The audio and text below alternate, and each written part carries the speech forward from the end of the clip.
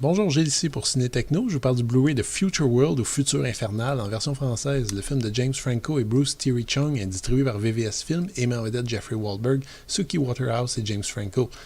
Dans un futur post-apocalyptique dévasté par une guerre entre humains et androïdes, un jeune garçon fait équipe avec un robot afin de chercher un remède pour sa mère malade.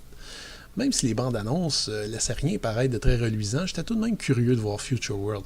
De un, il s'agit d'un film de James Franco, acteur-réalisateur à la carrière assez spéciale, dont on ne sait jamais trop où on va le retrouver au projet suivant.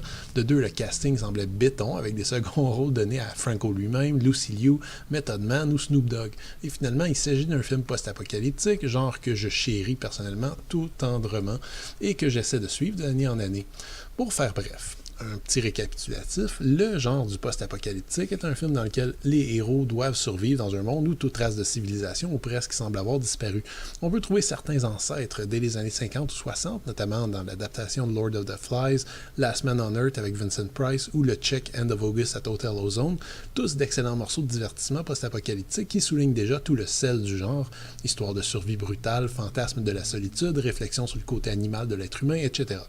Mais c'est clairement des années 70 que le genre compte ses premiers vrais classiques comme A Boy and His Dog et Mad Max. Les années 80 représentent la consécration du genre alors que George Miller renouvelle son concept lors de la suite de Mad Max, Road Warrior, joyau du cinéma post-apocalyptique, délire expressionniste, viscéral et monument du 7e art à côté duquel tous les autres films du genre doivent désormais se mesurer. Road Warrior a été recopié abondamment dans les années 80, notamment dans des productions de série B et Z issues de l'Italie et des Philippines. Des titres marquants comme 2019 après la chute de New York, Apocalypse Warriors ou Les Guerriers du Bronx ont tenté d'offrir des sensations fortes sans le sens aigu de la mise en scène, du montage, ni même une fraction de la créativité du réalisateur de Mad Max. Désolé pour la longue introduction, mais si j'ai pris le temps de vous expliquer tout ça, c'est parce que ce type de série Z avait à peu près disparu dans le paysage du genre. Les années 90 ont vu le post-apocalyptique faire son entrée dans le blockbuster hollywoodien avec Waterworld ou The Postman, et plus récemment, des jeunes et moins jeunes réalisateurs ont renouvelé totalement les conventions du genre avec des films atypiques et surprenants comme The Bad Batch, The Road ou même Mad Max Fury Road de Miller lui-même. Même Disney peut se targuer d'un post-apocalyptique avec Wall-E. Bref, on avait presque oublié les excès grotesques des Bruno Mattei, Sergio Santiago et autres Enzo Castellari. Pourtant, c'est exactement à eux que j'ai pensé tout au long de mon visionnement de Future World, un film américain derrière lequel se cache un paquet de talents qui ont, j'imagine, voulu faire une série B délirante à l'ancienne. Malheureusement, on s'ennuie très fermement. Les problèmes sont multiples ici. Les personnages principaux n'ont absolument aucun charisme. Le scénario est simpliste et soutient absolument pas l'intérêt. Les décors sont drabes, gris, moches, tout comme la photographie et en fait la mise en scène carrément. Il faut voir la scène du duel de gladiateurs qui est filmée avec une mollesse assez rare.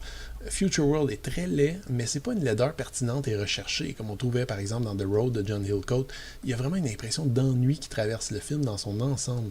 Le post-apocalyptique à la Mad Max doit en fait tout son intérêt aux excès, au délire visuel intense qui sublime souvent des scénarios simples, riches en sous-texte. Franco, lui, s'est contenté de recycler certaines images sans les comprendre, sans même chercher à épater le spectateur. Les scènes d'action sont mornes, les poursuites en moto frôlent l'amateurisme et on ne retrouve même pas d'excès gore à la Turbo Kid pour acheter le tout. Ce qu'on peut tout de même sauver, au moins, c'est la performance de Milla Jovovich, qui donne toujours l'impression d'avoir beaucoup de plaisir, celle de Snoop Dogg, dans un rôle assez convenu de pimp du futur, ainsi que quelques morceaux de la trame sonore. Pour le reste, je vous conseille sincèrement de passer votre tour. Le Blu-ray présente l'image en 2:40 panoramique avec des pistes audio en anglais ou français 5.1 et sous-titres optionnels dans ces langues. Le seul bonus du disque, c'est une featurette qui présente certaines scènes filmées en coulisses, beaucoup trop d'extraits du film, ainsi que des extraits d'une entrevue avec James Franco qui semble pas plus emballé par le film que nous.